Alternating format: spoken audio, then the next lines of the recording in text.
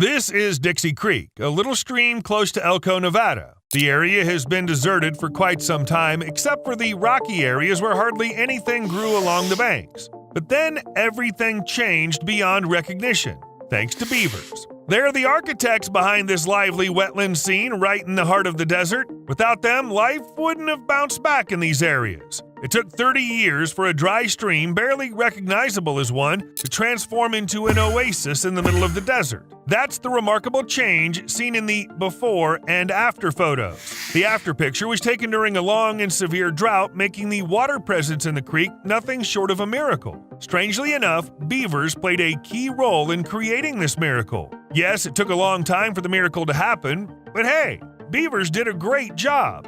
It all began with cattle grazing. When the European settlers arrived here, they didn't realize that letting the cows graze near the creek every year wasn't a great idea. The animals devoured all the plants they could reach, and soon enough, there was almost nothing left growing there. With the lack of plants, the water in the creek dried up. This story isn't just about Dixie Creek. There are other creeks in the area that ended up with nothing more than a name. And then in the late 80s, biologists asked local farmers to change the way they let their cattle graze. The plants started making a comeback. The creek got a boost, more water flowed in, and then the first beavers showed up to do the impossible. How? Well, beavers build dams that cause water to slow down and accumulate rather than simply flowing downstream. As a result, ponds expand, the groundwater level rises, and vegetation flourishes. This transformation turns what was once a desert into a thriving paradise teeming with diverse wildlife. To dive deeper, let's understand how water acts in deserts. Desert water systems are quite unique.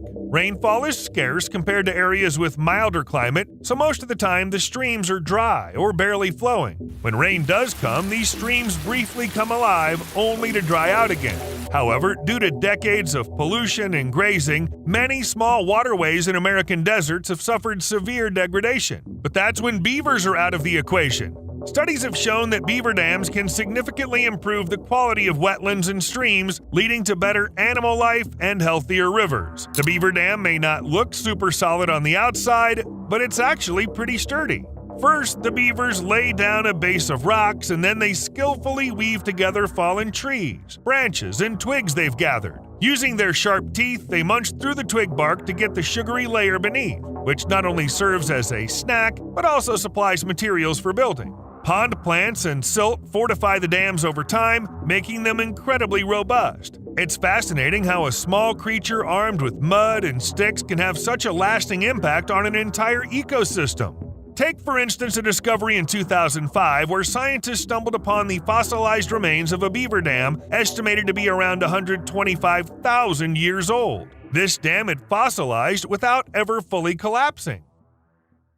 But what about the ecosystem? When the dam's all set, it forms a beaver pond where plants thrive and animals make themselves at home. But as time goes on, the beaver might get a bit bored with its home, like when there aren't enough good trees left. So it packs up and leaves. Without anyone looking after it, the dam starts to crumble bit by bit. The water it was holding back seeps away, leaving behind a mix of mud, twigs, and fallen leaves. Quite fertile stuff. As the area fills up with all this plant debris and dries up, grazing animals move in. Eventually, it might transform into a lush meadow. And just so you know, the creek doesn't go anywhere. Eventually, the meadow is repopulated with riparian trees, usually aspens, willows, and other species favored by beaver. After seeing all this splendor, the beavers usually repopulate the area and the cycle begins anew. The benefits extend beyond mere landscaping. A case in point is the introduction of beavers to Utah's arid areas, where the main goal was to improve water quantity and quality.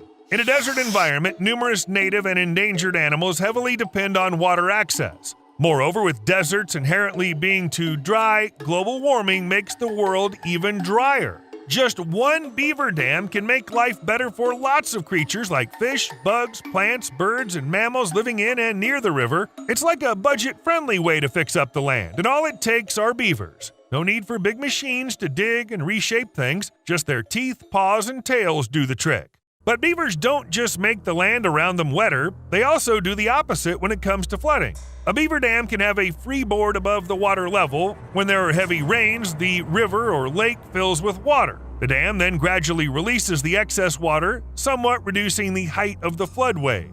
Moreover, beaver dams smooth out water flow across a larger area, allowing it to slowly seep into the ground. The water eventually finds its way back into the stream. Rivers with beaver dams and their headwaters have lower high water and higher low water levels. This eventually helps regulate stream flow, preventing both floods and droughts. Dams are like all-in-one water control systems in the wild. There's solid scientific evidence showing that when beavers build dams, it can seriously change the landscape. Dams increase the amount of water stored on floodplains and reestablish links between floodplains and streams. You can say beaver dams are barriers in streams that slow down the flow of water. This slower flow reduces erosion and also impacts how nutrients and chemicals circulate in ponds and rivers. And with sediment being held back and building up, water quality downstream is impacted.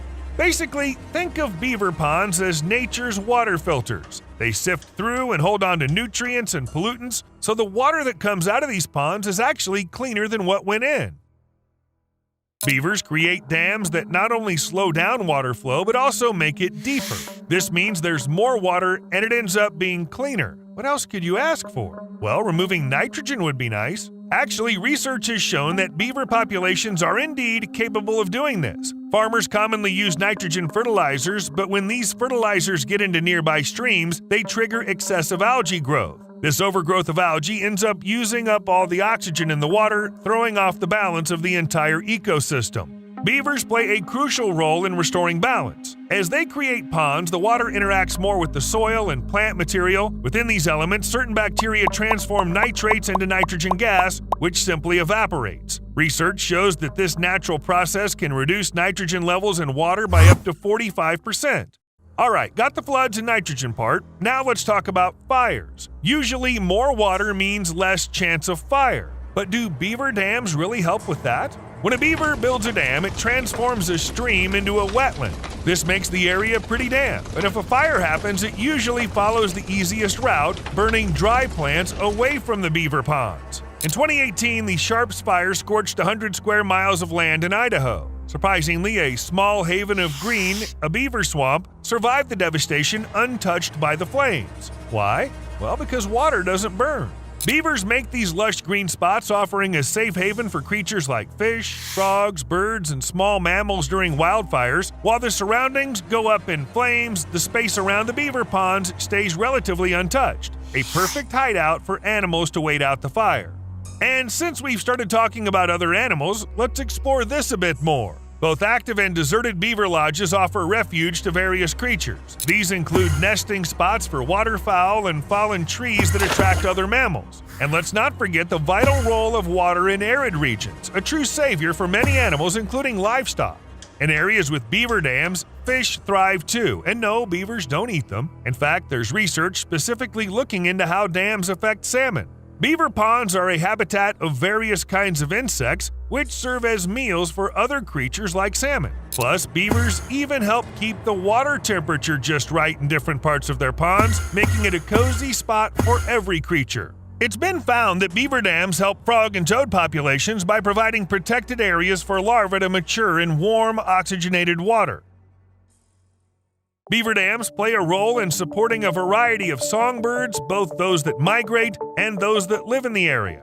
They create food and homes for these birds, leading to an increase in bird diversity around dams. And of course, beaver dams actually help out waterfowl like ducks, giving them the kind of wet habitats they love. Other birds find cozy spots for nests and fallen trees turn driftwood, and the water gives them extra safety from predators. Simply put, considering all this, it's no wonder that research consistently demonstrates beaver-made ponds as far richer in biodiversity compared to others. Beavers essentially remodel their habitat by felling trees, creating diverse spaces that attract a plethora of species from big to small, including mammals, amphibians, waterfowl, insects, and various plants. And guess what? Beavers do all this work for free. It might sound weird if animals used money, right? But people shell out a bunch of cash to help out nature, cleaning up water, stopping floods, and all that stuff. And when you think about it, nature isn't just for the wild creatures. It's pretty important for us humans to survive on this planet. So in a way, we owe a big thanks to those beavers. It was estimated that beavers contribute around $632 million worth of essential work annually, and they don't even ask for a thank you or for an apology for being almost exterminated once. Beavers used to roam all over the globe, from Scotland to Spain, Syria to Russia, and Canada to Mexico, but the fur trade in the 1500s to 1800s nearly wiped them out. Thanks to recent research and conservation efforts, their numbers are bouncing back. Still, there are only about 10 million beavers worldwide, a far cry from the 100 million that once called North America home. From the early 1800s to the late 1900s, around 100 square miles of American wetlands vanished. Much of this disappearing habitat went hand in hand with a decline in the beaver population. People literally made hats out of beavers and ended up with a dry spell as a result. Many researchers suggest that the idea of the southwestern United States being dominated by hot sands, rocks, and a scarcity of plants largely originates from the disappearance of beavers in the area. Back in the 1820s, this region boasted a much lusher landscape, described as filled with ponds and swamps in New Mexico. Take a look at the state now. Naturally, when beavers were wiped out, it posed a problem for all the creatures that depended on them. Take the salmon in California's Scott River, for instance. In the past, these fish sought shelter in ponds and canals crafted by beavers. After the beavers vanished, the old dams crumbled and the wetlands dried up. To add to the trouble, gold mining came along and destroyed what was left. Now Scott resembles a post-industrial sacrifice zone, with the once lush river floodplain buried under heaps of waste. Salmon are nowhere to be found, and this story repeats across many rivers. The good news is that it seems like people are coming to their senses. Now, as they watch the arid lands, they're taking steps to reintroduce beavers there, and this effort spans multiple states. The focus is on bringing back beavers to the dry regions of Utah and Nevada, as you saw in the beginning of the video. Also, there are plans to relocate beavers to Northern California, where they're reportedly in high demand.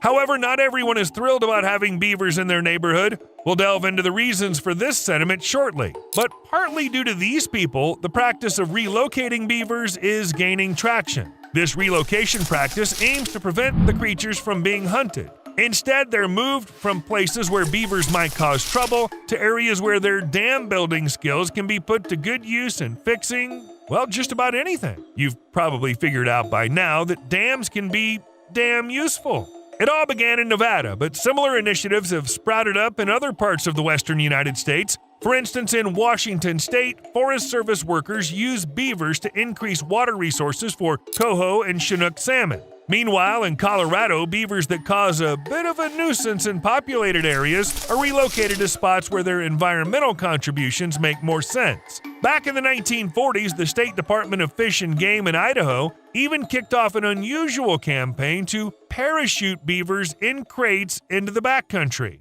In the late 1940s, if you gazed up at the sky in the right part of Idaho, you might have witnessed a beaver taking a parachute plunge. At that time, an employee from the department, sensing a rising tension between people and beavers, proposed using planes and parachutes to relocate these creatures. He pointed out that previous methods of moving beavers were costly, and the beavers often didn't make it through. So they decided to box them up, strap on parachutes, and drop them into the desired location. Plus, there was an abundance of unused parachutes left over from the Second World War. After running the tests, they loaded 76 beavers onto the plane and flew them out. Surprisingly, only one beaver didn't make it because it hopped off the box during the landing from a 75-foot height.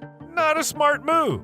Surprisingly, using parachutes turned out to be the most cost-effective method, coming in at around $16 per beaver. Chances are the expenses have gone up significantly by now. That's why we need to explore alternative approaches, especially since more states are eager to restore their beaver populations. Take Arizona, for instance. It's facing the same issues as Nevada: soil erosion, rivers running dry, and a shortage of vegetation. In a nutshell, beavers are in high demand.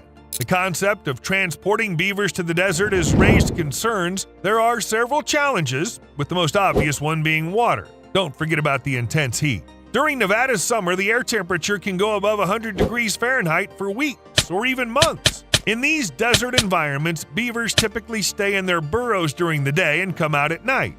In 2019 and 2020, Nevada welcomed 47 beavers as part of a resettlement initiative, joining 9 existing beavers in the region. However, some of the beavers faced challenges adjusting to the local heat, felt stress from the move, and 4 fell prey to natural predators like lynxes, bears, and jackals. Also, a number of beavers chose to leave the resettlement area. Not all of them stayed to build dams. Perhaps they saw how much work, unpaid mind you, there is to be done here and chose to move somewhere else.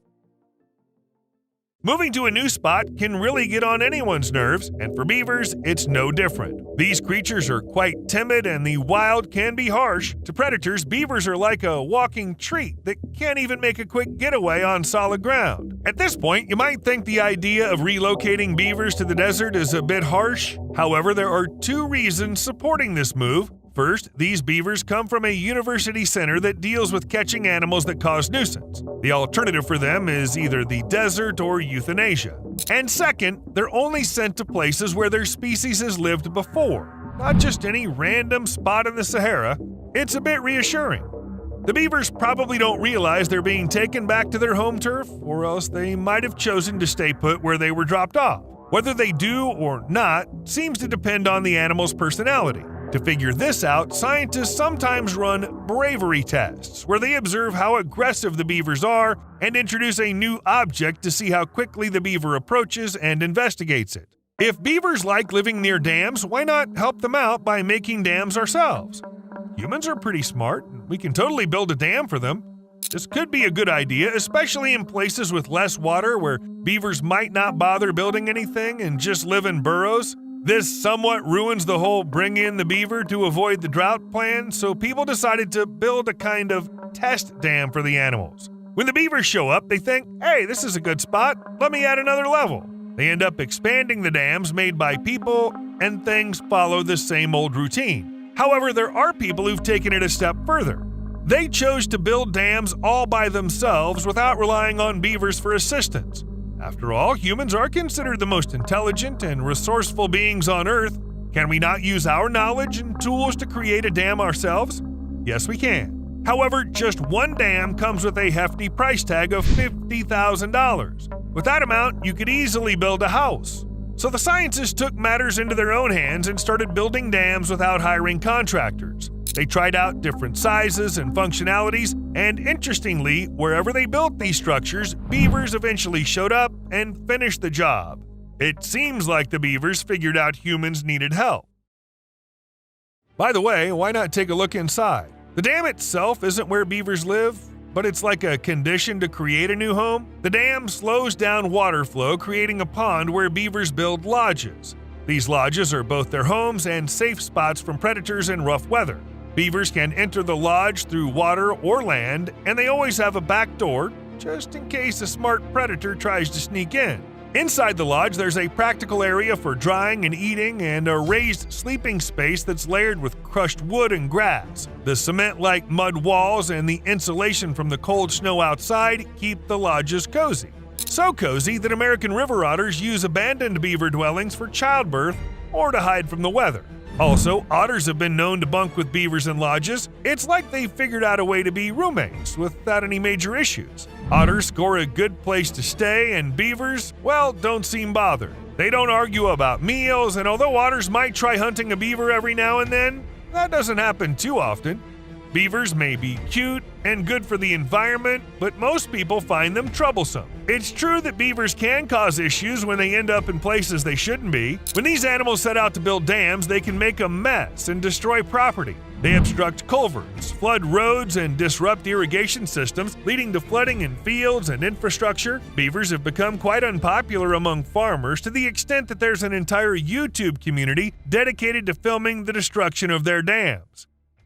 And they do have a reason to be upset. Beavers do cause problems. In the Riding Mountain National Park area, locals are constantly complaining about beavers, labeling them as troublesome rodents. Even if you blow up their dam, it won't solve the issue. They'll just rebuild it. The flooded pastures from beaver dams have driven many cattle farmers away from their lands in the last 15 years. Those who stuck around had to cut down on their livestock. Numerous meadows that used to be cow grazing spots are now off-limits due to floods blamed on beavers. Beavers are often blamed for causing river flooding and erosion of railways and highways. They can be a problem when it comes to moving cattle. Just picture trying to carry a bunch of calves across a beaver pond. It's anything but easy. Municipalities spend a lot of money trying to shoot beavers and destroy dams, but it doesn't help. The problem is serious enough that people have created devices to outsmart beavers, like using pipes that run through their dams. This helps control water levels, preventing flooding on roads and trails, all while keeping the beaver-built ecosystem intact. And there's no need to resettle anyone. You won't even need parachutes. Beavers don't just impact farmers, there's more to the story. Back in 2012, a beaver dam collapsed near Duval, Washington, causing a rush of water, mud, and debris through the streets. Locals compared it to a raging river, and some homes and property suffered damage. Many locals had no flood insurance since they lived away from flood-prone areas. Maybe they should think about getting beaver insurance. See you later.